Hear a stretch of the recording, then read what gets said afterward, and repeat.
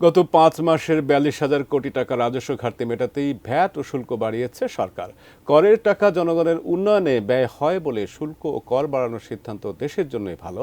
রোববার সন্ধ্যায় foreign service একাডেমিতে আয়োজিত সংবাদ সম্মেলনে একথা বলেছেন প্রধান উপদেষ্টার প্রেস সচিব শফিকুল আলম। তিনি জানান, আইএমএফের চাপে নয়, ট্যাক্স জিডিপি অনুপাত বাড়াতেই সরকারের এ সিদ্ধান্ত। বিস্তারিত জানাচ্ছেন সাদেদা সুইটি।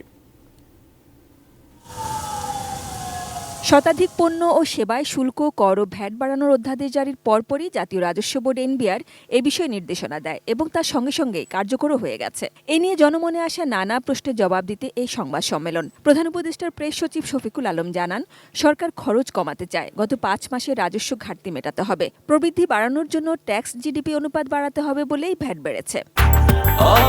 ব্রেকফাস্ট, টিফিন কিংবা স্ন্যাক টাইমে মজাদার আয়োজন মানে অল টাইম ব্রেড। এই বছর ৫ মাসে আমাদের রেভিনিউ শর্টফল হয়েছে ৪২,০০০ কোটি টাকা। আমাদের টার্গেট ছিল ১,৬৯,০০০ কোটি টাকা। আমাদের কালেকশনের টার্গেট ছিল, সেটা হয়েছে ১,২৬,০০০ কোটি টাকার একটু বেশি। বাংলাদেশের মানুষের ওয়েলবিংয়ের জন্য বাংলাদেশের ট্যাক্স জিডিপি রেশিওটা একটা জায়গায় আমাদেরকে নিতেই হবে।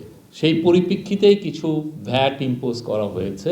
আইএমএফের চাপে ভ্যাট বাড়ানো হচ্ছে কিনা সাংবাদিকের এমন প্রশ্নে প্রেস সচিব বলেন, দেশের অর্থনীতিবিদরা এ ব্যাপারে মতামত দিয়েছেন। আমাদের এখানেও তো ইকোনমিস্টরা আছেন, ঠিক না? আমরা আইএমএফ এর কথাটাই কেন নিব? তারাও তো বুঝছে যে কি কাজটা করতে হবে। আমাদের ম্যাক্রো ইকোনমিক স্ট্যাবিলিটি বাড়ানোর জন্য আমাদের ট্যাক্স রেভিনিউ রেশিওটা, ট্যাক্স জিডিপি রেশিওটা বাড়াতে হবে। এটা এমন জায়গায় চলে গেছে, সেটা আর সাস্টেনেবল না। ট্যাক্স বৃদ্ধির প্রভাব মানুষের উপর খুব কম পড়বে বলে মনে করছেন তারা। শুল্ক, কর এবং ভ্যাট বাড়ানোর এমন সিদ্ধান্তে সরকারের জনপ্রিয়তায় ভাটা পড়বে না বলেও বিশ্বাস তাদের। অজনপ্রিয় হওয়ার তো আমি কোনো কোশ্চেনই দেখছি না। অজনপ্রিয় বরঞ্চ সরকার বাংলাদেশের ফিনান্সিয়াল হেলথ যাতে ঠিক থাকে, সেটার দিকে সরকার লক্ষ্য রাখছে। আমরা অনেক পপুলিস্ট কথা বলতে পারি, কিন্তু পপুলিস্ট হওয়ার চেয়েও আমার মনে হয় যে রিয়ালিটিটা কি। Sajida Sweety, ATN news, Dhaka.